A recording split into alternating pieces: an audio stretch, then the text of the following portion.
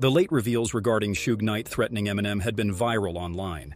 This story is not as obvious to have heard often. In this video, we bring to you the answers to the most asked questions.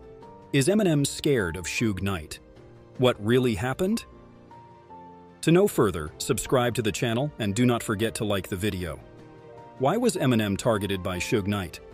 What is the backstory? Who is Suge Knight? Well, Marion Hugh Suge Knight Jr. is an American music executive and former CEO of Death Row Records. Suge looked exactly like the company sounded. Anybody would get scared of Suge on the first meet. He was this 6'2" tall tough guy with a beard. And adding on to his physique was his membership in Mob Piru Bloods. Now it makes sense why people did not want to be in his way. There is always a story behind powerful people. Suge Knight is not an illiterate gangster from the street as you would assume. Suge attended Linwood High School, he played football in high school, and was a track star. Every major college wanted him on their football team. That shows how talented he was. He played college football and even made it to the NFL. Only determination and discipline can win him that. Suge signed for the University of Las Vegas, and a year later he signed with the LA Rams. But irrespective of the good remarks he received all these years, Suge was benched in LA. The coach felt like Suge was not good enough. This degradation affected Suge horribly. The sudden aggression made him quit football. Suge was so stiff about his decision that he did not change it even after his family pleaded with him not to quit. Suge switched into a different person after this incident, including his appearance. He shaved his head bald, bringing in a gangster look.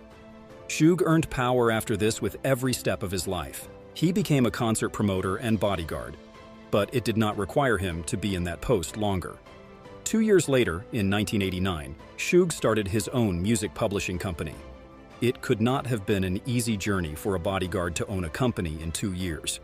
He was respected in the industry, he had the power. Suge's client Mario Johnson had a problem with Vanilla Ice over the royalties of the song Ice Ice Baby. Suge took over the situation and handled it. With the spread of the incident, Suge had already turned into a dangerous person. This earned Suge the potential to be the problem fixer in the industry. There was always a solution to the problem if Suge was to handle it. The Death Row Records was founded by the DOC, Dr. Dre, Suge Knight, and Dick Griffey. The music production company had rapid growth. In 5 years, the company already released 3 ultimate hit hip-hop music albums. They were conquering the world. But power makes people go crazy. Although Suge was at the top of a leading company and the most powerful man in the industry, this power made Suge inhumane. His behavior was not of great morals, neither was he a law-abiding servant. Suge was violent and took violent measures when his employees made mistakes. Suge had an interest in hiring people with shady backgrounds, and slowly, the death row was associated with violence rather than music.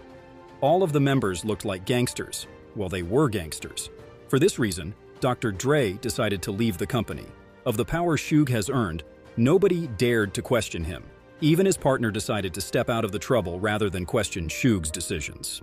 After leaving Death Row, Dr. Dre started Aftermath Records, a new venture. The first artist Dr. Dre signed was one of the best rappers of all time, the signature rapper Eminem.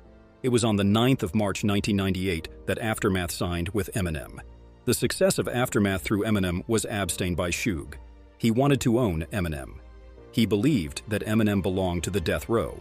In 2001, when Eminem was performing with D12 at the Source Awards, Eminem was surrounded by the people of Bloods, the mob Suge belonged.